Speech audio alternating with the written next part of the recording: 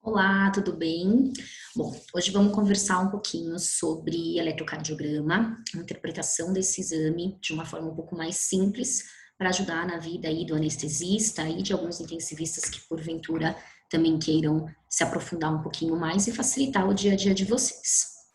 Então, eu tenho formação em cardiologia, eu trabalho com cardiologia já há 7 anos, mas antes disso, por 5 anos, eu trabalhei com intensivismo. Então, eu sempre senti essa dificuldade na hora de uma tomada de decisão, de uma avaliação mais rápida, dos colegas conseguirem interpretar o que é anômalo, o que a gente pode não medicar e com o que a gente realmente precisa se preocupar. Então, a ideia aqui é que a gente facilite a vida de vocês, a gente facilite essa interpretação e torne aí mais prazeroso e mais rápido o trabalho de vocês também, tá bom?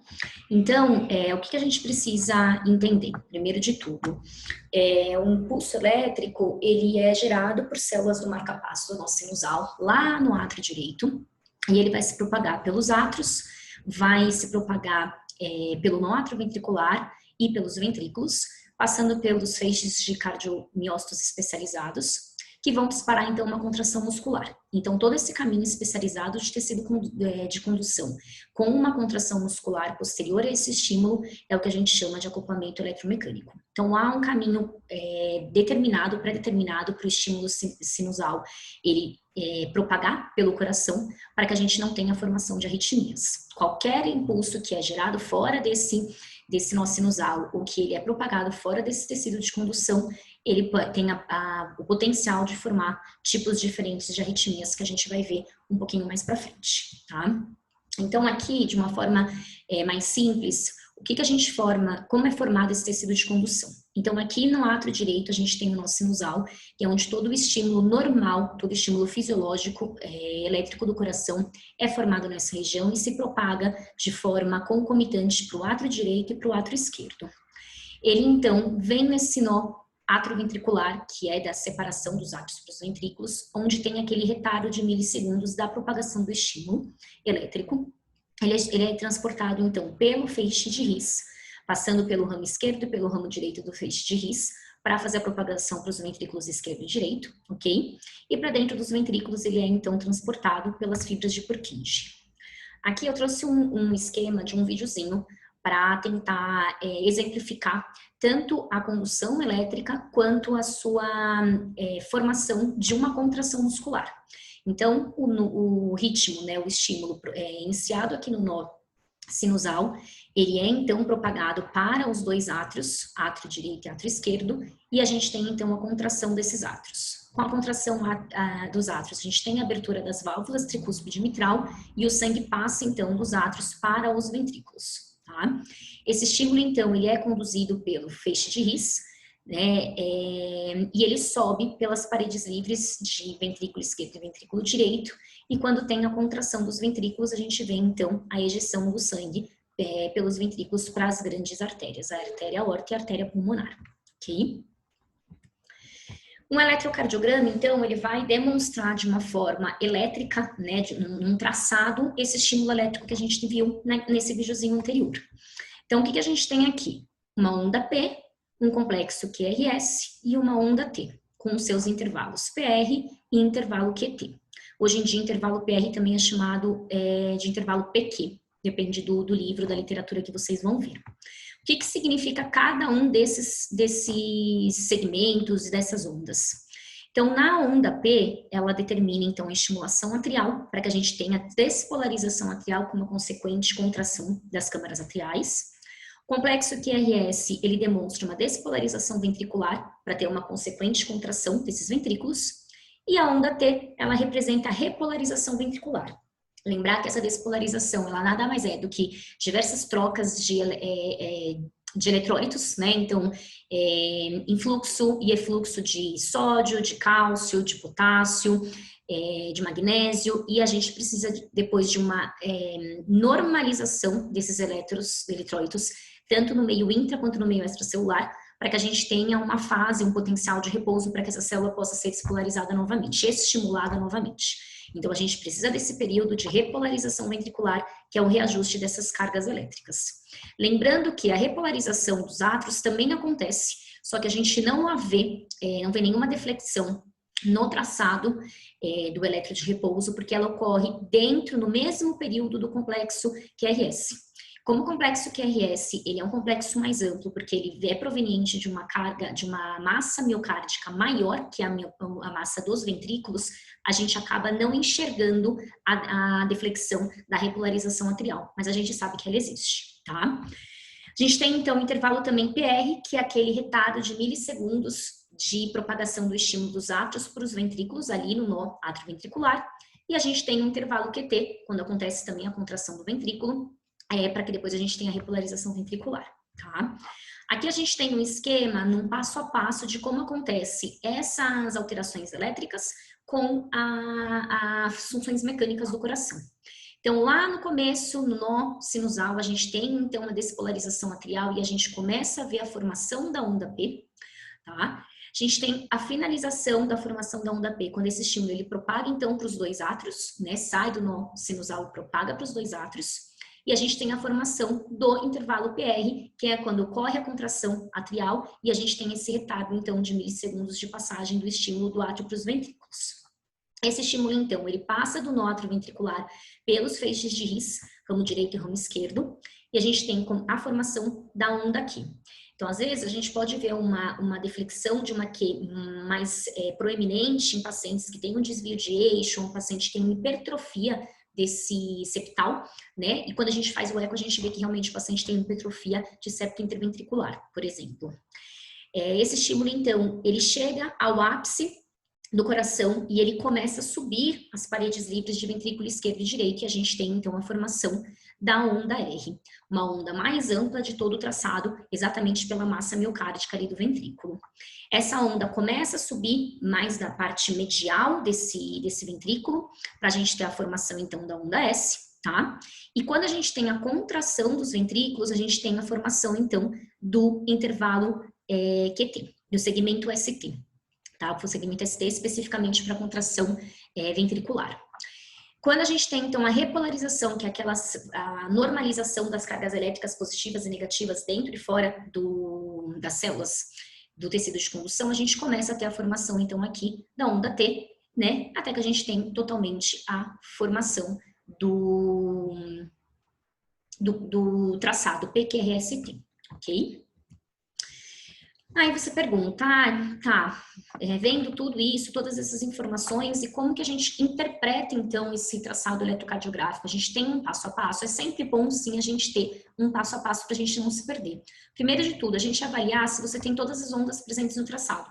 A onda P de despolarização atrial, o complexo QRS de despolarização ventricular, a onda T da repolarização ventricular, tá? Um segundo ponto, avaliar se toda onda P conduz a um complexo QRS e se todo o complexo QRS é formado por uma onda P anterior a ele, né? Então, para você saber se esse ritmo ele está sendo formado no nó sinusal ou se ele é um ritmo anômalo, ele está se formando em algum outro pedaço desse coração que não deveria estar formando um estímulo elétrico, ok? A gente sempre avalia a largura e a amplitude da onda P e do complexo QRS, pode sugerir sobrecargas atriais e ventriculares, mas principalmente para a gente avaliar se não tem bloqueios, se não tem, por exemplo, bloqueio de ramo que vai alargar esse QRS, alterar a polaridade dele, ou se você pode ter alguns complexos bizarros, tá?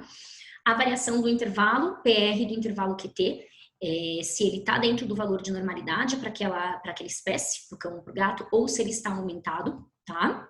Pode, então, avaliar aí um bloqueio de ramo, um bloqueio atrioventricular, uma despolarização, uma alteração de repolarização desse ventrículo, tá? No alargamento do intervalo QT, por exemplo. Avaliar o segmento ST também e a relação em relação ao intervalo PR. Então, é uma avaliação indireta também de distúrbios de repolarização ventricular. Essa avaliação do segmento ST, ele não tem duração, mas a gente avalia se ele está infra ou supra desnivelado em relação ao intervalo PR. Depois eu vou mostrar aqui num traçado ficar um pouco mais fácil, tá? e avaliar também a amplitude da onda T. No caso dos cães, avaliar em relação à onda R, ela é normal até 25% da onda R, tá? E no caso dos gatos, a onda T ela é normal até 0,3 milivolts de amplitude. A onda T está sempre relacionada também a distúrbios de repolarização ventricular, tá? E a gente também avalia o eixo elétrico cardíaco para saber se esse ritmo ele está vindo ali do átrio direito em direção ao ventrículo esquerdo, que é o caminho correto, vamos dizer assim, da propagação do estímulo. Lembrar que o coração ele é um pouquinho rotacionado dentro do tórax, por isso a gente tem essa variação de eixo, ou se ele está nascendo de alguma outra região e isso altera o eixo elétrico cardíaco, tanto da onda P quanto do intervalo QRS, do complexo QRS. Então aqui a gente tem um traçado em que essa flechinha vermelha, ela está mostrando a presença de ondas P's, tá?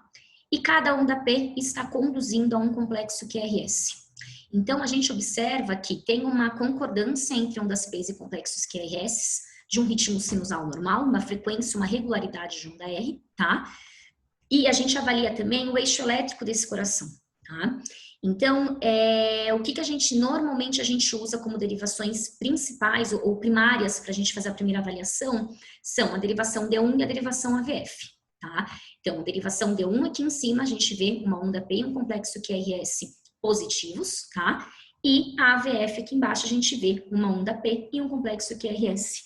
Na verdade, uma onda P negativa e positiva, a gente tem uma variação aqui de marca-passo e um complexo QRS positivo.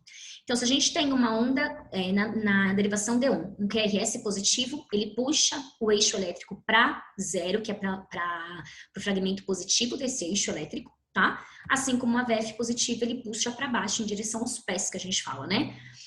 Também na deflexão positiva desse eixo. Então, se a gente coloca aqui um outro esquema de eixo elétrico com um gato ou com um cão deitado de barriguinha para cima, é exatamente isso. Essa imagem a gente transporta para a imagem do gato. Então, a gente tem uma onda em D1, os complexos positivos, e em AVF, os complexos positivos. Então, puxando aqui para baixo, a gente sabe que o estímulo está descendo lá do átrio direito, nesta direção, do átrio direito para o ventrículo esquerdo. Então, se a gente vê uma onda D1 positiva e uma onda AVF positivas, a gente sabe que não tem desvio de eixo elétrico cardíaco desse coração, tá? Do estímulo elétrico, ele está descendo numa direção correta, sem nenhum desvio, ok? Isso facilita para a gente pensar em bloqueios e também em origens não sinusais desses complexos atriais, tá?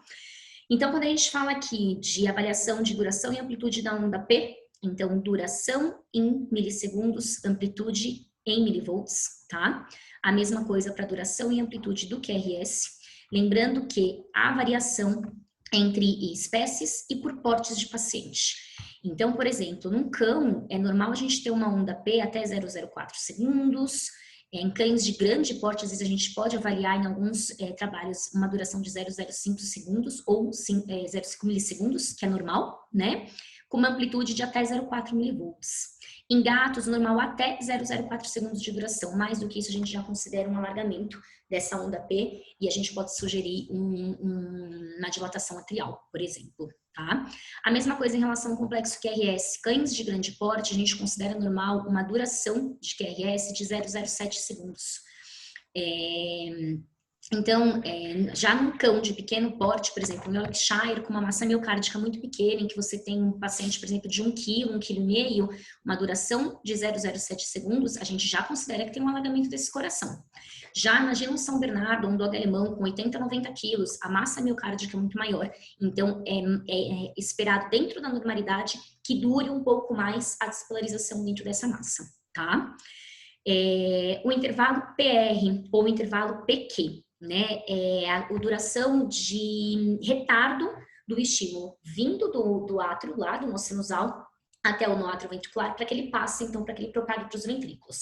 A ideia desse retardo é para que os átrios contraiam primeiro, naquele esquema que a gente viu, né, passando o sangue para os ventrículos contraiam na sequência para bombear o sangue para as artérias.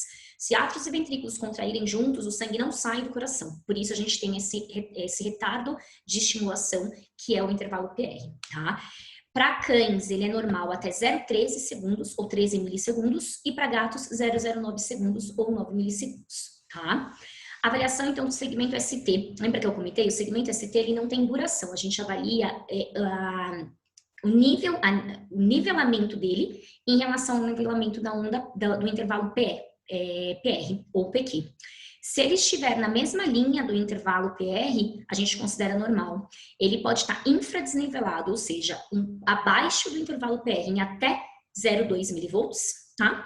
Ou acima até 0,15 milivolts. Isso para cães. Para gatos, ele tem que estar exatamente na mesma linha. Não pode ter uma variação supra ou infradesnivelamento, tá bom? E a amplitude da onda T também, lembrando o que eu já falei anteriormente, então ela tem que representar a amplitude dela até 25% da amplitude da onda R, é normal para cães e para gatos até 0,3 milivolts. Esse traçado, a gente sabe que é um traçado de cão pela amplitude dessas ondas, tanto do intervalo QRS quanto da onda T. Então, a gente só de bater o olho, a gente já sabe, pelo menos na maioria dos casos, que espécie a gente está trabalhando, tá? Aqui um gatinho, o nome dele inclusive era gatinho, olha a diferença da amplitude dessas ondas. A onda R, o complexo QRS, ele é muito mais curto, muito menos amplo, né, mais baixo, do que se a gente compara com o QRS de um cão, tá? A gente vê um ritmo aqui normal, uma onda P conduzindo ao intervalo QRS, P, QRS, P, QRS. A onda T dele é essa onda T negativa, o deles é um pouquinho mais difícil da gente ver, porque ela é menor, né, ela não é uma onda ampla, tá? Normalmente não é ampla. Se a gente pensando nessas avaliações, o que a gente tem que pensar, então, aqui no traçado? Quais ritmos a gente pode encontrar de normais num traçado de cães e de gatos? O primeiro é o ritmo sinusal, né? No ritmo sinusal, a gente tem toda a onda P conduzindo ao intervalo QRS, tá? Com uma regularidade RR, ou seja, uma regularidade entre o intervalo entre duas ondas R's, né? Com uma frequência cardíaca dentro da normalidade, tá? A gente também pode ter o que a gente chama de arritmia sinusal. Então, a gente tem uma onda P, tá aqui determinada nessa primeira flecha, conduzindo a um complexo QRS, tá? Com o intervalo RR aqui, um pouquinho mais curto do que quando a gente compara com este outro intervalo RR sequencial. Ele está dentro da normalidade, ele faz uma variação, provavelmente pelo padrão respiratório, a gente vê bastante isso, né, nos cães, eu explico isso muito para os tutores, né, os animais quadrúpedes, eles têm uma variação mais marcada da frequência cardíaca pelo padrão respiratório, por aquela estimulação vagal, né, então é comum a gente ver essa variação de intervalo RR, todas as ondas R estão sendo precedidas por uma onda P, e esse intervalo RR, essa variação está dentro da normalidade, caracterizando uma arritmia sinusal, tá? Aqui a gente vê um pouco mais marcada essa arritmia, essa variação de intervalo RR, né, até de uma forma mais sequencial, mais marcadinha, né, bem característico mesmo da parte respiratória, tá? É muito comum a gente ver isso mais marcado ainda em pacientes braxcefálicos. Então, bulldogs, shih tzus a gente vê bastante, e às vezes a gente vê até uns intervalos RR mais longos, que são caracterizados pela parada sinusal, tá? Então, aqui a gente faz um segundo, né, um exemplo aí do que eu tinha comentado da parada sinusal. Então, o paciente tem um intervalo RR e, após esse intervalo RR mais curto, ele faz um intervalo RR mais longo. O que caracteriza uma parada sinusal? O intervalo RR posterior, que é esse segundo aqui que a gente está avaliando, ele é pelo menos o dobro do intervalo RR anterior. Então, para determinar a parada sinusal é isso, o intervalo RR é pelo menos duas vezes o tamanho do RR anterior, tá? Senão ele entra só em arritmia sinusal. Aqui mais marcado ainda do Charlie, essa parada sinusal, por esta variação grande desse intervalo RR em relação ao RR anterior, tá bom?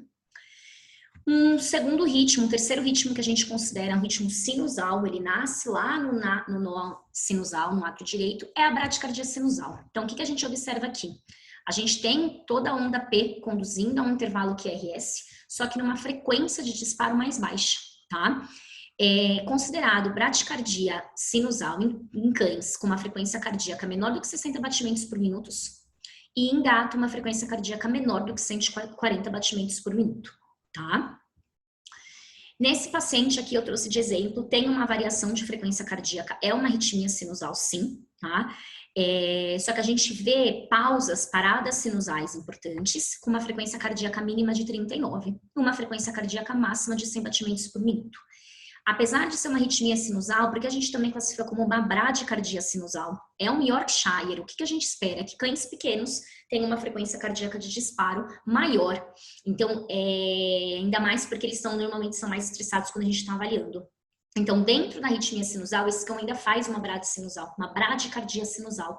Todo o estímulo está saindo do nosso sinusal, mas uma frequência de disparo menor do que o esperado para esse porte de paciente. Ah, mas a gente pensa, né, na brad abaixo de 60 batimentos por minuto, mas a maior parte do tempo esse paciente fazia essas pausas mais importantes, então a frequência dele acaba caindo mais. Se a gente pensa numa anestesia, ele tem um débito cardíaco provavelmente mais baixo do que outros animais, né? A gente tem que até avaliar se tem algum distúrbio eletrolítico, se ele tem alguma condição que esteja causando essa brad, mas isso é importante a gente pensando na hemodinâmica do paciente, tá bom? Um outro ritmo que a gente considera normal, porque ele sai lá do nó sinusal, são as taquicardias sinusais, né? Então, a taquicardia sinusal, ela é caracterizada também por toda a onda P conduzindo a um complexo QRS, só que numa frequência de despolarização mais alta, tá? Então, a gente vê aqui, todas estão conduzindo a um complexo QRS com uma frequência aí de 200 batimentos por minuto, sendo que era um cão um cão adulto de porte pequeno, tá? Então, o que a gente considera o valor de corte por uma taquicardia? Cães adultos, uma frequência cardíaca de acima de 180 batimentos por minuto, tá? Cães filhotes e gatos, uma frequência acima de 220 batimentos por minuto, tá bom? Pensando aí, falando, né, do que é normal, dos ritmos sinusais, da formação do ritmo, a gente tem que pensar o que pode formar uma arritmia. Isso numa anestesia é importante para você saber o tipo de paciente que você está recebendo. Então, a gente pode ter arritmias formadas por alterações do próprio coração, tá? Alterações no próprio sistema de condução. Por exemplo, o West. O West é uma raça que a gente sabe que normalmente eles têm bradicardias e eles têm alteração na condução mesmo intracardíaca, né? Eles têm muitos bloqueios, BAVs e às vezes eles até com uma frequência cardíaca muito baixa, mas bradicardias mais importantes, bloqueios mais importantes, são pacientes, quando a gente atende numa frequência maior, a gente até sabe que eles têm um índice de colocação de marca-passo, então eles têm uma normalidade deles, tá? Tem pacientes que já podem nascer com a normalidade do sistema de condução, então desde novinhos a gente vê, e tem outros que vão adquirindo à medida que eles vão envelhecendo, por exemplo, por fibrose mesmo desse coração, que altera, que dificulta a passagem do estímulo pelo local correto, tá? E a gente tem condições também de cardiopatias adquiridas ao longo da vida. Por exemplo, as hipertrofias, sejam hipertrofias cêntricas, dilatações por uma doença valvar, então um paciente valvopata, doença valvar mitral, que causa uma hipertrofia excêntrica de átrios e de ventrículos, esse átrio aumentado, ele é facilitador de arritmias atriais, principalmente fibrilação atrial, né? Gatos, por exemplo, com hipertrofias concêntricas, cardiomiopatias hipertróficas, restritivas, né, que levam a um aumento de espessura de septo de parede, eles têm uma tendência a fazer também arritmias, não só atriais, mas principalmente ventriculares. Então, é importante lembrar que gatos, eles normalmente não têm sintoma de cardiopatia. Então, como que a gente vai avaliar se esse paciente tem alguma cardiomiopatia? Através de um eco, né? Então, a gente faz a avaliação desse eco e a gente vê que tem uma hipertrofia concêntrica. Talvez esse paciente tenha uma arritmia ou possa desenvolver uma arritmia no transoperatório, tá? E existem os fatores extracardíacos. O coração pode estar funcionando normal e ele está sofrendo por algum outro fator externo a ele. Então, substâncias tóxicas, né? Até às vezes medicações que a gente usa que podem causar arritmia.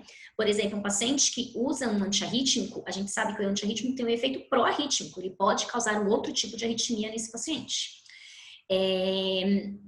Além de fármacos em si, situações tóxicas, por exemplo, sepse. Um paciente com infecção generalizada, né? Uma sepse, ele tem toda uma condição orgânica debilitada e ele produz substâncias que inflamam esse miocárdio e deprimem também o miocárdio, e ele pode acabar formando arritmias, tá? Neoplasias, a gente sabe que as neoplasias, elas produzem substâncias pró-inflamatórias, por exemplo, fator de necrose tumoral, entre outras coisas, e que também estimulam o coração a produzir arritmias. A gente sempre pensa em neoplasia esplênica, né? Toda neoplasia de baço, porque a gente pensa, né, essas neoplasias malignas, por exemplo, hemangios, elas têm o poder de causar arritmias, mas não são só elas. Qualquer neoplasia em qualquer tecido pode causar uma arritmia para esse paciente, tá? Dilatação, torção gástrica também é um exemplo, por própria hipóxia, né, estimular esse coração. Distúrbios eletrolíticos, então, doenças renais crônicas, pacientes com doenças hormonais, o hipoadreno, a gente tem uma alteração ali de sódio e potássio muito grande, o coração ele vai sofrer alterações desse influxo e saída, né, entrada e saída desses eletrólitos, tá? Traumas torácicos, até por hemorragia ou pela própria hipóxia, e às vezes machucar mecanicamente esse coração, tá? Quadros de hipertermia e hipotermia, então hipertermia você faz a naturação proteica, a hipotermia você reduz o metabolismo desse paciente, então você pode também propiciar arritmias, tá? E um estresse orgânico também do paciente, tá? Como que a gente classifica de uma maneira mais geral essas arritmias? Pelo local de formação. Elas podem ocorrer, ser supraventriculares, então são todas as arritmias que acontecem acima dos ventrículos, então arritmias atriais e arritmias juncionais, por exemplo, tá? Região de junção atrioventricular, e as arritmias que ocorrem dentro dos ventrículos, tá? As arritmias ventriculares. Então, pensando nas arritmias supraventriculares, o que são, né, esses complexos supraventriculares prematuros? É um complexo que ele é formado fora do nosso sinusal, tá? Então, ele já não é sinusal, ele já não nasce lá no átrio direito, tá? Acima dos ventrículos, e ele pode ter origem em qualquer parte desse átrio desse paciente. Então, por exemplo, ele pode ter sido formado em miocárdio de átrio direito ou de átrio esquerdo, ele pode ter sido formado lá nas veias pulmonares, ele pode ter sido formado na veia cava, ele pode formar no seio coronariano e até no nó atrioventricular, que é ali a região de junção, tá? O local de formação desse estímulo, logicamente, vai ser determinado por um eletro em que um cardio, né, vai avaliar esse eletro, tentar determinar o eixo dessa onda P e determinar se ele está vindo de baixo para cima, por exemplo, uma P negativa, então ele está vindo lá da região do nó atrioventricular, por exemplo, né, esses complexos juncionais que a gente vê. Então, assim, não é uma coisa que durante um atendimento de anestesia, né, a gente tem que se preocupar muito com onde ele formou. Mas são só para vocês saberem que existem vários locais de formação de complexos prematuros supraventriculares, tá? Lembrando que ele é prematuro porque ele acontece antes do esperado no ritmo em que ele está inserido. Então, você tem um ritmo sinusal e ele não espera vir esse estímulo, ele acaba despolarizando antes, por isso ele é prematuro, tá? Se a gente vê que ele é formado na região de átrio, então a gente chama como complexo atrial prematuro. Se for ali na região atrioventricular, a gente chama de complexo juncional prematuro. Então, quando a gente olha esse traçado, a gente vê que tem ondas P conduzindo a intervalos QRS, e de repente tem um intervalo, um QRS um pouquinho mais amplo, um pouquinho maior do que os anteriores, do que os outros, e ele acontece antes do esperado, tá? Que é esse que eu coloquei aqui nesse círculo. Então, se a gente olha, ele acontece mais junto, mais próximo do complexo QRS anterior. Ele não é precedido por uma onda P, tá? E existe uma pausa, existe um intervalo maior entre ele e o complexo QRS sinusal posterior a ele, que é a pausa compensatória que a gente fala, tá? Olhando aqui mais de perto, a gente consegue ver melhor que não tem onda P, né, antes dele, e ele acontece mais juntinho com o complexo QRS anterior e ele tem um afastamento do complexo QRS posterior, que é a pausa compensatória, tá? Então, aqui a gente vê, né, determinado intervalo RR dos complexos sinusais. Esse intervalo RR do sinusal para o atrial prematuro, ele acontece antes, então ele tem um intervalo RR menor, e ele tem um espaçamento maior dele para o próximo complexo QRS, o que determina a pausa compensatória, tá bom? E aqui, como eu coloquei na interrogação, cadê a onda P? A gente não vê uma onda P anterior a esse complexo QRS, tá? Mas nem sempre isso acontece de não ter a onda P, que é o exemplo que eu coloquei aqui. A gente olha nesse segundo complexo, ele está acontecendo mais cedo, ele é precoce, então ele é prematuro. Ele faz uma pausa compensatória para o complexo seguinte, sinusal, e a gente vê aqui uma deflexão da onda T negativa e de repente tem uma deflexão positiva. Esse de repente, que é uma continuidade, não tem um intervalo, é a onda P desse complexo prematuro. Por que é prematuro? Apesar dele ter nascido lá, provavelmente no nosso sinusal, ele aconteceu antes do que o esperado, né? Então ele despolarizou antes. Então ele também é considerado um complexo atrial prematuro, tá? Mas ele pode aparecer não só isolado, eles podem aparecer em par, como é o caso desse exemplo aqui. Então, a gente não tem nenhuma onda P precedindo nenhum desses dois complexos, tá? Eles acontecem em sequência e após o segundo complexo desse par, a gente vê essa pausa, esse intervalo, essa pausa sinusal, tá? Essa pausa compensatória, desculpa. Eles também podem acontecer em bigeminismo atrial. Então, o que a gente vê aqui nesse traçado? O primeiro complexo do traçado, ele é precedido por uma onda P, então tem P, QRST, o segundo complexo P, QRST, o terceiro complexo não tem uma onda P, até parece uma P negativa, né? Com QRS uma pausa. P, QRST, uma outra parece P negativa, então ele é provavelmente originado de assoalho, né, que a gente fala do átrio, com outro QRS na sequência e uma pausa. Então, o bigeminismo é o quê? Um ritmo, um batimento sinusal intercalado com batimento prematuro. Então, aqui a gente tem um sinusal, um prematuro, um sinusal, um prematuro, tá? E a gente pode observar taquicardia atrial também, né? Então, a gente vê aqui uma frequência cardíaca aumentada, né? Só a gente não tá nem fazendo uma contagem, mas a gente vê que tem uma quantidade de complexos QRS grandes dentro desse traçado, né? E fica difícil da gente ver o que é onda P e o que é onda T aqui. Se a gente observar, nos primeiros complexos tem um QRS com uma deflexão positiva, tá? Primeiro, segundo, terceiro, quarto, quinto tem uma deflexão positiva. No sexto, a gente vê uma deflexão positiva seguida por uma deflexão negativa. A gente vê isso em algumas e depois no final do traçado a gente só vê deflexões positivas. Provavelmente a onda P ela está inserida dentro dessa região e a gente tem uma fusão de onda P com onda T. Essa fusão de T com P, ela altera a morfologia da onda que a gente está olhando. Então, tem essa variação dependendo da região que a onda P caiu, tá?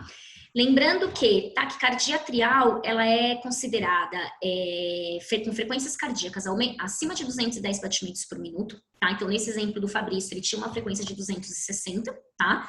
Com o intervalo RR regular, você não tem uma irregularidade de despolarização.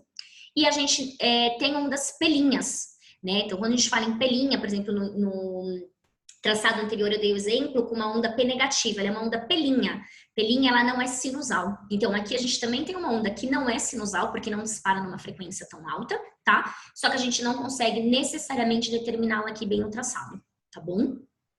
Aqui a gente tem um segundo exemplo de um outro paciente com taquicardia atrial, também uma frequência cardíaca aumentada, e de repente essa taquicardia ela é bloqueada, ela acaba e ele entra num ritmo sinusal. Isso é uma característica das taquicardias atriais, elas começam de forma abrupta e elas terminam de forma abrupta. A taquicardia atrial, né? A sinusal, ela tende a ir tendo um aumento sequencial da frequência cardíaca até que ela dispara numa taquicardia sinusal. Ela não começa de forma abrupta como a atrial, tá bom? Aí o que é importante, tá? A gente vê um paciente com um estímulo atrial e a gente fica muito na dúvida, isso é prematuro ou isso é um escape? Eu recebo muito essa dúvida do pessoal da internação que eu trabalho, né? O que a gente tem que entender? O que é prematuro, ele tá acontecendo antes do esperado. O que é escape, ele vai acontecer com um mecanismo de defesa desse coração. Então, o escape não está vindo nenhum estímulo para esse coração, o nó sinusal ele não está despolarizando, e como um mecanismo de defesa, para que a gente continue vivendo, vem um estímulo de escape, um estímulo fora do tecido de condução. Então, a gente não tem aquela pausa compensatória de um estímulo prematuro. Pelo contrário, a gente tem uma pausa antes dele com um estímulo de escape, que é o exemplo que eu coloquei aqui. A gente tem uma variação aqui de intervalo RR muito grande. O primeiro que está marcado nesse Intervalo é um complexo sinusal, porque ele tem uma onda P precedindo o QRS, e esse segundo ele não tem onda P. Ele veio como um complexo de escape, demorou tanto para vir um estímulo que ele faz esse escape prematuro, tá? Esse complexo de escape, tá bom? E ele é depois sequencial por um complexo sinusal, tá bom? E fibrilação atrial, que é o ritmo caótico aí desse sistema de condução de átrios, né, supraventricular. Então, a gente vê um ritmo irregular, né, então o intervalo RR, ele é bem irregular em relação um ao outro, com frequências cardíacas normalmente altas, quando são fibrilações de alta resposta. Nós não temos onda P, mas nós temos ondas F. Então, a gente tem uma variação na linha de base desse traçado e é caracterizado por ondas F, muitas vezes. E a frequência cardíaca atrial ela é muito maior quando a gente consegue contar essas linhas em relação à frequência cardíaca ventricular. O nó atrioventricular ele filtra um pouco a quantidade desse estímulo que vem do átrio. A gente tem uma frequência atrial de 400 batimentos por minuto. O ventrículo não consegue bater nessa frequência, tá? Aqui eu pus um outro exemplo. A gente tem também variação de intervalo RR, o ritmo é irregular, né? A gente tem intervalos RR menores do que alguns outros. Complexo um pouquinho mais alargado, né? Mas ainda é caracterizado como complexo de fibrilação atrial, tá? E a gente vê aí essa ondulação da linha de base. A gente não enxerga, na verdade, ondas P's nesse traçado aqui. E agora, falando de complexos ventriculares prematuros, pensar que são complexos originados fora do tecido de condução ventricular, tá? Complexos formados no tecido de condução ventricular, tá? No feixes de His, no ramos dos feixes direito e esquerdo e nas fibras de Purkinje. É prematuro porque ele acontece mais cedo do que o esperado também, e normalmente eles são complexos bizarros, eles são complexos alargados, porque o estímulo ali, a despolarização ocorre célula a célula, ele é mais lento, é mais devagar, mais difícil você ir propagando o estímulo de célula a célula do que dentro do tecido de condução. Então, num cão, ele tem um complexo normalmente maior do que 70 milissegundos, 0,07, né? E num gato maior do que 40 milissegundos, 0,04 segundos.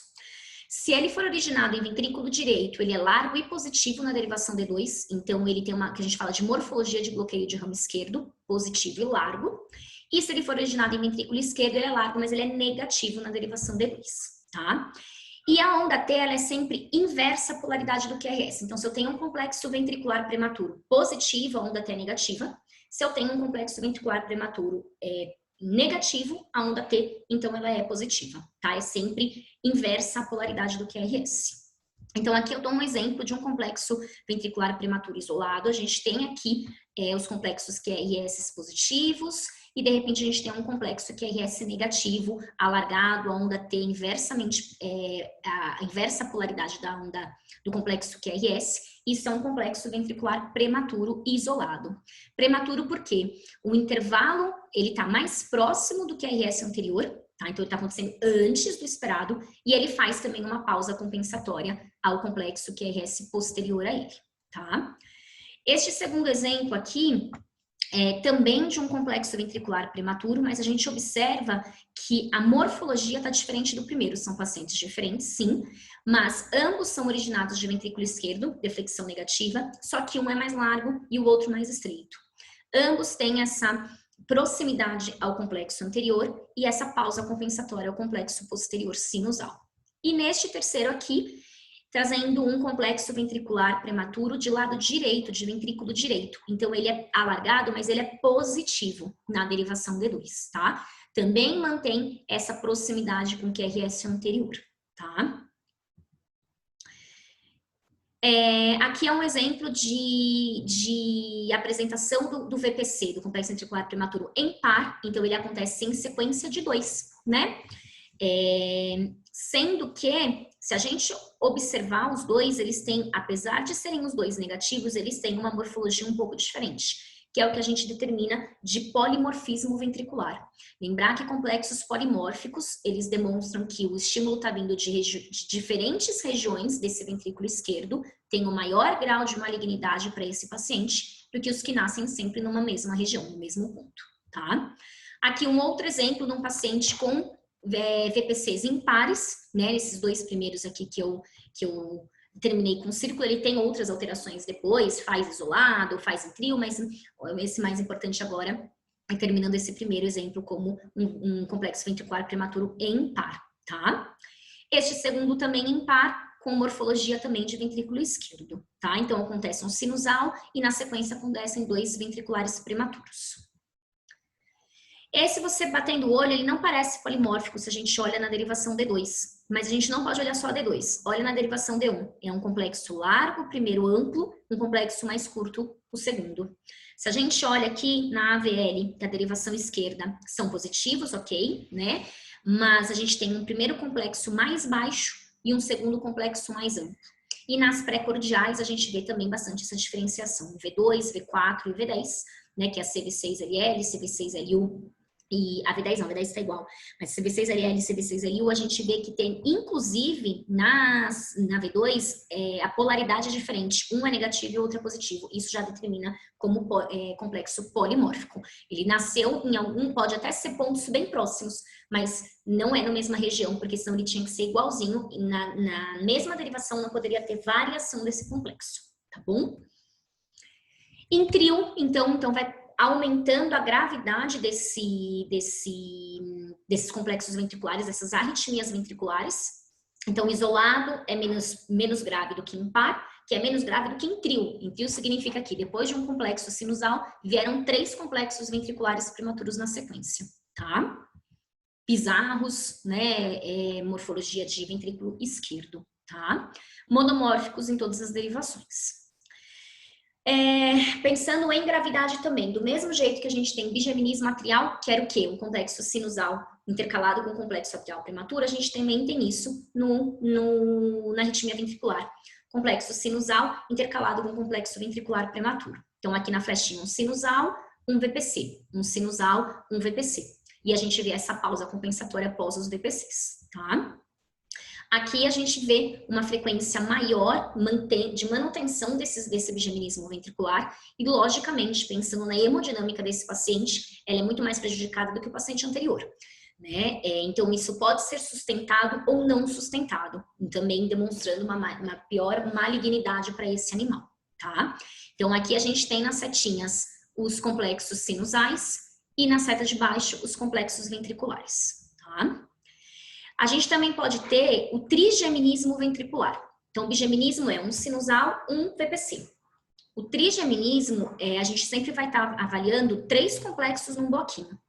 Então, ele pode acontecer, como neste primeiro exemplo, 2 complexos sinusais e um complexo ventricular na sequência. Então, isso se repete nesse traçado, 2 sinusais e um ventricular. Ou ele pode acontecer inverso, um sinusal com 2 ventriculares. Um sinusal com 2 ventriculares. Seja qualquer uma das duas apresentações, a gente considera como trigeminismo ventricular, tá? Contanto que ele aconteça em sequência. Se acontecer só uma vez, aqui não acontece o segundo, a gente vai considerar ele como um isolado. Mas como ele está acontecendo em sequência, ele não é isolado, ele é um trigeminismo ventricular. Mais grave do que aquele isolado no traçado. De repente só tem um, tá? Aqui, um outro exemplo de trigeminismo, e olha aqui que interessante, esse paciente tem polimorfismo ventricular. Então, além dele ter trigeminismo, que é um fator de malignidade, ele também tem VPCs polimórficos. São regiões diferentes do ventrículo esquerdo, porque são negativas na D2, que estão formando esses complexos ventriculares. Como eu sei, a amplitude dessa onda S, ela é menor, na primeira é maior, na segunda é menor. E se a gente olha lá nas pré-cordiais, olha, tem alteração, inclusive, de polaridade, por exemplo, na RV2, que é a CV5RL, tá? E o paciente pode ter, então, que é um dos fatores mais graves, que é a taquicardia ventricular, tá? Então, a taquicardia, ela pode ser paroxística, que é a não sustentada, ou sustentada. A paroxística, que é a não sustentada, ela é formada por 4 ou mais complexos ventriculares prematuros em sequência, com uma duração inferior de 30 segundos. Então, aqui eu tenho 5 complexos em sequência, a gente já caracteriza como taquicardia ventricular não sustentada. Se for sustentada, como nesse caso aqui, né, a gente vai avaliar, contando no traçado, se isso dura mais do que 30 segundos para ser considerada sustentada, ou se dura menos do que 30 segundos para ser considerada paroxística ainda. Então, entra numa taquicardia ventricular e sai, entra e sai, duração menor do que 30 segundos, tá? Pensando nas arritmias ventriculares, a gente tem que saber diferenciar o que é uma arritmia, por exemplo, uma taquicardia ventricular mesmo, que necessita de tratamento rápido, porque incute um risco muito grande da gente perder o paciente, ele pode entrar numa fibrilação ventricular, que dificilmente a gente reverte, ou se isso é um ritmo idioventricular. Idioventricular é qualquer ritmo que ele nasce no ventrículo, mas não necessariamente ele é maligno, tá? Então a gente vai ter alguns traçados aqui para vocês entenderem. Independente se ele é maligno ou não, o ritmo idioventricular ele é composto por complexos que são prematuros, que são aberrantes, tá? Ele vai se diferenciar da taquicardia ventricular pela frequência cardíaca. Então, o ritmo idioventricular mesmo, ele tem uma frequência menor do que 60 batimentos por minuto. O idioventricular acelerado, a gente vê uma frequência cardíaca entre 60 e 160 batimentos por minuto. E a taquicardia ventricular é caracterizada com esse ritmo ventricular, idioventricular, com uma frequência acima de 160 batimentos por minuto. Então, nesse exemplo, o que a gente tem aqui? A gente tem ondas P que não estão conduzindo a nenhum complexo QRS, são essas deflexões positivas mais baixas na derivação D2. E os complexos QRS bizarros, a gente tem uma onda R mais baixa, mais uma onda S ampla, que é a deflexão negativa. O que está determinando a frequência cardíaca do paciente são essas deflexões negativas, esses complexos que acabam sendo escapes ventriculares, com uma frequência cardíaca de 40 batimentos por minuto. Então, a Bela, ela vivia num ritmo idioventricular. Eu não posso suprimir esse complexo ventricular, porque isso era o que estava mantendo essa paciente viva. É até uma paciente que foi para colocação de marca-passo depois, tá? Então, ela tinha o que a gente chama de dissociação atrioventricular. O átrio até está despolarizando, tem uma despolarização lá vindo do nosso sinusal, só que o ventrículo não está recebendo esse estímulo, tá? Então, como o ventrículo não recebe, ele vai lembrar que as células miocárdicas têm automaticidade, então elas conseguem despolarizar sozinhas e formar uma contração, uma estimulação cardíaca que faça a contração depois. Isso é o que mantinha o coração vivo, porque o ventrículo vai se enchendo de sangue, fica esperando vir estímulo, não vem, ele vai sozinho mandar alterar a carga elétrica dele para que ele tenha uma contração e consiga então ejetar sangue para as grandes artérias. É um mecanismo de sobrevivência. Se eu medicar esse paciente e eu inibir esse foco que está estimulando o ventrículo, o paciente vai morrer. Então, isso é muito importante a gente fazer essa diferenciação do que é um ritmo idioventricular, de um escape, que é o que está mantendo a vida do paciente, do que é uma arritmia ventricular maligna, tá? Aqui a gente tem outros dois exemplos de ritmo idioventricular, tá? A gente tem ausência de onda P, né? A gente tem complexos QRS alargados. No primeiro ele é positivo, no segundo ele é negativo, a deflexão na D2. Primeiro a gente tem uma frequência cardíaca de 80 batimentos por minuto, que é o TAQUA, e o Black, que é o segundo, a gente tem uma frequência de 120 batimentos por minuto. São ritmos idioventriculares acelerados, frequência maior do que os 60 batimentos por minuto, mas ainda são os ritmos de escape desse ventrículo, desse coração. A manutenção do coração está sendo feita por eles. Se a gente inibir esse foco, a gente perde o paciente, tá? Aqui eu estou colocando, então, um escape isolado, né, para vocês entenderem, assim como lá nos átrios a gente tem os escapes, que são esse mecanismo de defesa do coração, a gente também tem no ventrículo. É aquela ideia aqui nesse primeiro traçado, né? A gente tem um intervalo entre do QRS muito alargado, a gente tem uma pausa sinusal, demora muito para vir um estímulo lá do nosso sinusal. Então, o ventrículo, no meio do caminho, ele despolariza, ele altera a carga elétrica para que ele tenha uma contração e ele consiga ejetar sangue para esse organismo, tá?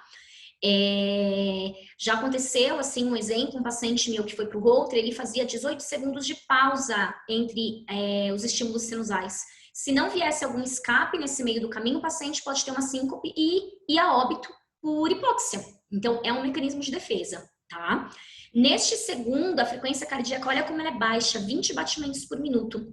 É um ritmo idioventricular, porque não tem nenhuma onda P, não tem nenhum complexo sinusal. Se eu inibir esse ritmo, o paciente morre.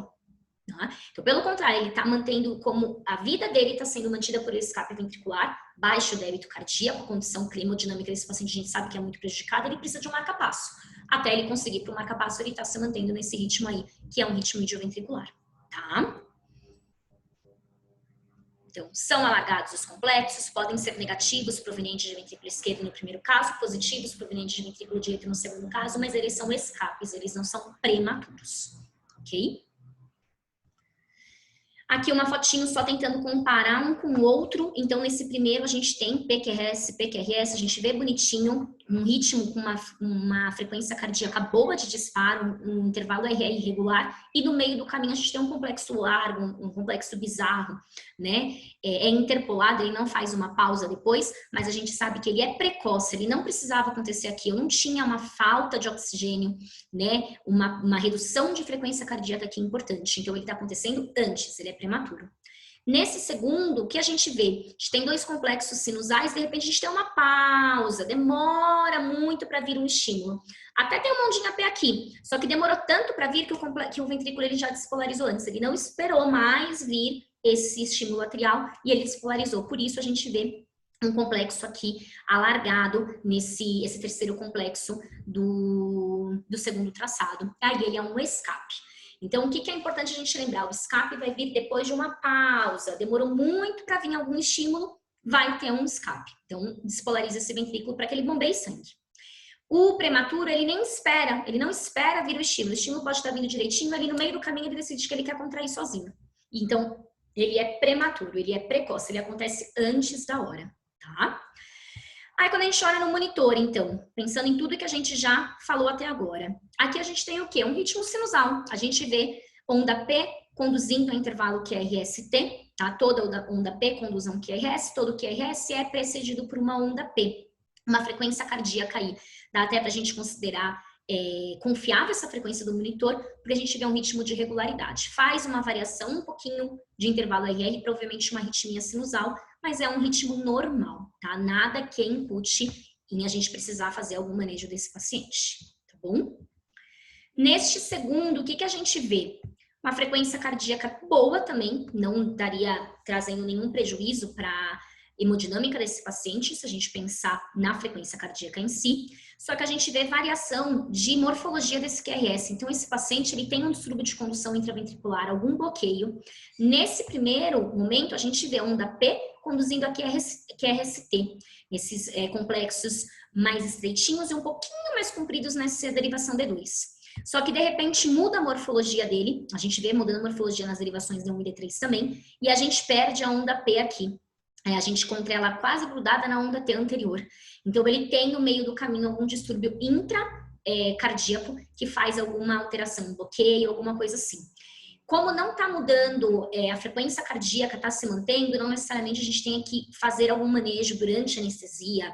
O ideal é a gente pensar nesse paciente aí como um todo. Ele tem uma neoplasia, ele tem um distúrbio eletrolítico que pode estar causando isso, e a gente manejar não necessariamente com antiarrítmico, tá? Nesses dois traçados que eu coloquei aqui também, então este primeiro a gente já vê que tem complexos bizarros, né? O monitor ele não consegue nem contar a frequência porque vem esses complexos prematuros antes. O que a gente vê na derivação D2? Era um gato, por isso que a amplitude é pequena. Mas a gente tem deflexões negativas mais amplas, que são complexos ventriculares prematuros. A gente tem as positivas todas precedidas por onda P, complexos sinusais, e no meio do caminho aparecem algumas despolarizações que são negativas, são ventriculares. São complexos ventriculares prematuros, eles não deveriam estar acontecendo aí, porque a gente tem uma regularidade boa desse complexo, desses complexos sinusais, né? A gente não vê uma irregularidade de RR, tá? Então, são complexos prematuros, num gato pode ser uma cardiomiopatia hipertrófica, mas pode ser uma doença renal, por exemplo, né? Pode ser uma obstrução, então a gente tem que avaliar o contexto desse paciente, tá? Esse, no caso, era um paciente que fez uma cirurgia de linfoma intestinal. Quando se removeu o segmento do intestino que tinha a neoplasia, a arritmia ela cessou. Então, por isso é importante a gente ter o histórico do paciente, né? Lembrar de fatores extracardíacos que levam à arritmia, neoplasias é um dos principais, tá? Neste segundo, o que a gente observa aqui? Um ritmo, uma frequência 120, uma frequência normal, se a gente parar para pensar. A gente vê complexos negativos, mas o mais importante, alguns deles que são positivos têm onda P, mas a maioria deles que são os negativos não são precedidos por onda P. O que isso me mostra? Que até existe alguns complexos que são sinusais, que tem um estímulo vindo lá do nó sinusal, mas ele se mantém em ritmo idioventricular acelerado pela frequência cardíaca que a gente viu, né? Idioventricular até 60 batimentos, de 60 a 120 a 160, um idioventricular acelerado, tá? Faz alteração de morfologia, então direito, esquerdo, esse miocárdio ele deve estar bastante bagunçado, né? Mas o principal é que ele está em ritmo idioventricular acelerado. Não é uma taquicardia ainda, mas ele pode evoluir para uma taquicardia. Então, a gente tem que avaliar se é o momento da gente fazer, por exemplo, uma lidocaína nesse paciente. Ele tem um complexos sinusais, né? Talvez ele consiga segurar e retomar o ritmo sinusal, se a gente conseguir dar uma parada ali, falar, ó, ventrículo, para aí, espera que o nosso sinusal, ele tá despolarizando, espera ele tomar de novo a condução desse coração, tá? Então, aqui, o que a gente vê aqui? Tem dois complexos, mais no final, o terceiro e o quarto complexos do fim, a gente vê que tem onda P com QRS positivos. Isso são complexos sinusais e todos os outros são ventriculares do idioventricular. Então, esse paciente pode sim se beneficiar de aplicação de lidocaína, bolos com depois infusão, e ele conseguir retomar o ritmo sinusal, ok? Aqui, um outro paciente com um ritmo sinusal, a gente vê ondas P's conduzindo ao complexo QRS com onda T, né? E no meio do caminho, vamos ver, ele aparece complexos ventriculares negativos, deflexões negativas, não tem onda T anterior a ele. A gente vê aqui que ele tenta retomar o ritmo na sequência com um complexo positivo, né? Então, a gente vê que tem uma situação mais caótica desse sistema de condução. A gente não espera que os complexos aconteçam tão próximos uns dos outros, tá? Ele não está numa frequência muito aumentada. Aqui foi um escape nesse final, que é aquilo que a gente fala da pausa do intervalo do QRS para vir um ventricular prematuro, para vir um ventricular bizarro. Ele não é prematuro, ele veio depois da pausa, mas em alguns momentos ele vem prematuro. Então, a gente vê que é um ritmo caótico desse ventrículo, deve ter provavelmente algum distúrbio eletrolítico, alguma coisa, às vezes até neoplasias cardíacas, que acabam bagunçando muito essa estimulação elétrica. Ora ele vem como escape, ora ele vem prematuro, tá? E isso olhando esse traçado que a gente consegue perceber. Aqui ele tá prematuro, né? Ele não faz nem pausa depois. Aqui ele tá interpolado. Então, o que é mais importante? A gente vê qual é a frequência cardíaca mínima do paciente, mensurar a pressão sistêmica, avaliar TPC, cor de mucosa. Se a gente tiver um eco para tentar fazer um FAST, avaliar se tem redução de débito cardíaco desse paciente, para determinar se faz uma medicação para reverter ou se a gente espera melhora clínica do paciente. Às vezes é um distúrbio eletrolítico que a gente consegue reverter, uma doença renal crônica que a gente trata o paciente, a gente repõe, né, bicarbonato, coisas assim, e o paciente consegue por si só voltar para um ritmo sinusal, tá? E nesse aqui, só pela foto, a gente já vê que tem um monte de complexos ventriculares, né? Frequência cardíaca não tá tão alta, mas o monitor não consegue acompanhar. A gente vê que são complexos polimórficos, mais amplos, mais baixos. Tenta fazer alguns complexos sinusais aqui no meio do caminho, com algumas ondas P's, mas a frequência do ventricular está muito aumentada. Ele chega a fazer trechos, faz taquicardia ventricular paroxística, que é a não sustentada, né? Isso demonstra que há uma instabilidade hemodinâmica desse coração, né? Corações que batem muito rápido, eles não conseguem ter uma boa ejeção de sangue. Então, a gente precisa, sim, nesse paciente, fazer um manejo terapêutico. Você está na cirurgia, oferta oxigênio, faz uma infusão de lidocaína, avalia se não está hipotérmico, se não está hipotenso, porque olha a frequência com que ele mantém essa arritmia ventricular. Então, esse paciente tem um risco de evoluir por uma fibrilação ventricular, né? É um ritmo caótico. Então, esse paciente, ele precisa e ele merece, sim, ser medicado, tá bom? Mais um exemplo aqui também.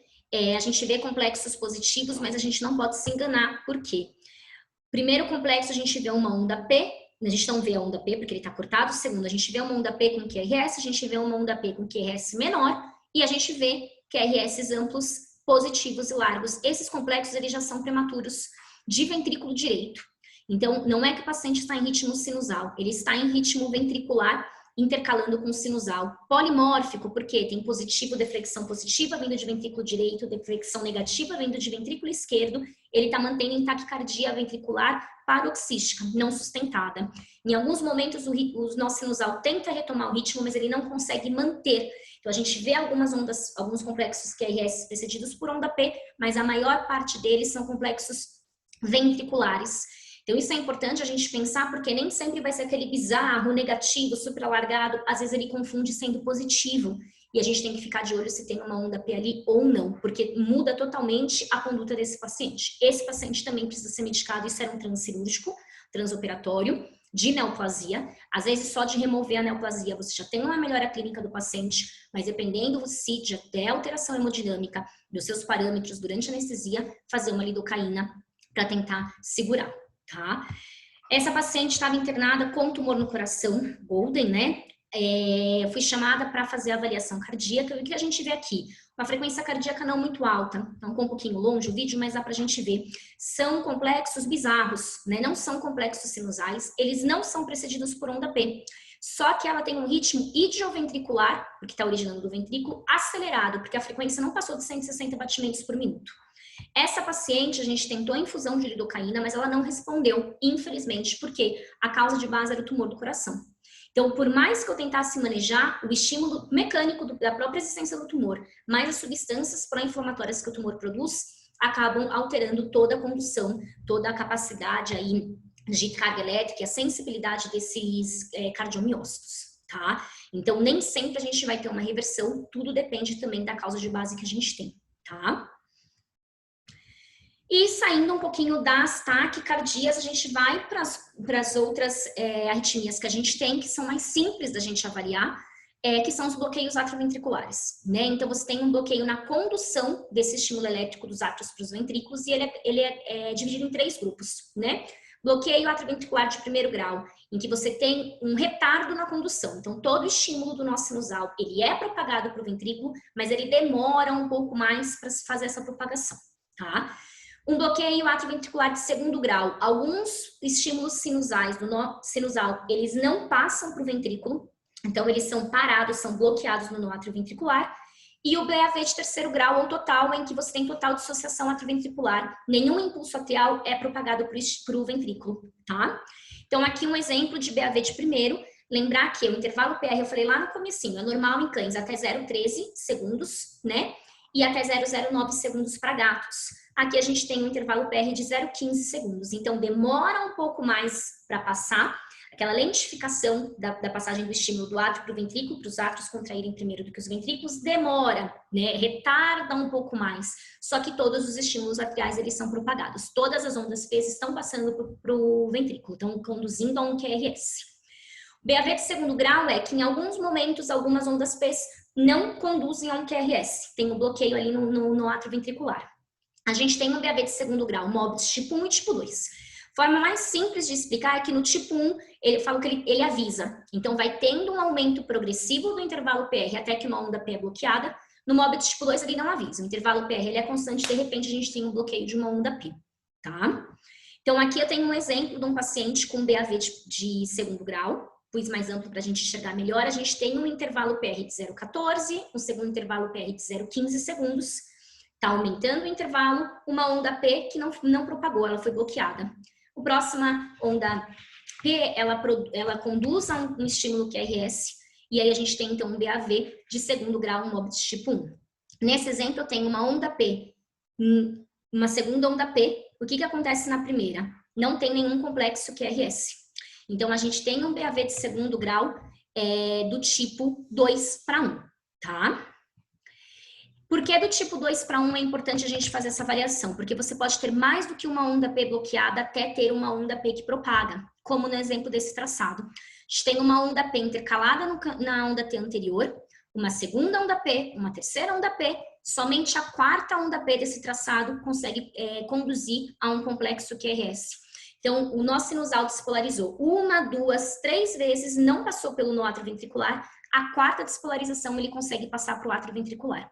Então, é o MOBIT tipo 2, relação 4:1. Esse paciente tem uma condição hemodinâmica muito pior do que o paciente anterior, porque fica muito mais tempo sem esse ventrículo conseguir contrair e ejetar um volume de sangue aí para a grande circulação, tá?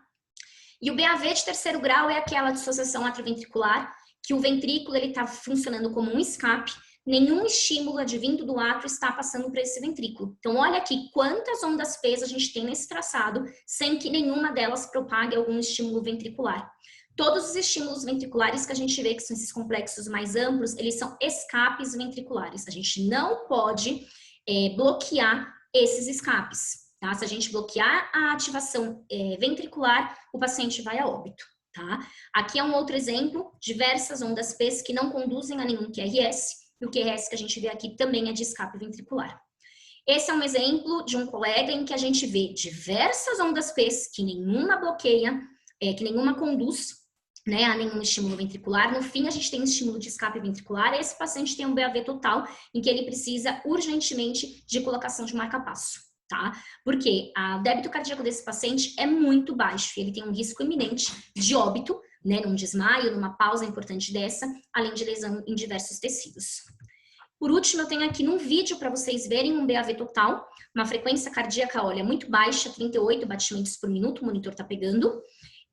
Parece que a gente tem um serrilhamento dessa onda do elétron. Na verdade, esse serrilhamento são as diversas ondas P que a gente vê. Então, o átrio, ele está despolarizando até numa frequência alta, e a gente não vê uma condução dessa estimulação atrial para os ventrículos, para o ventrículo. Então, o paciente está vivendo de escape ventricular, porque ele tem um BAV de terceiro grau, uma dissociação atrioventricular total, e o tratamento para esse paciente é único e exclusivamente marca-passo, tá?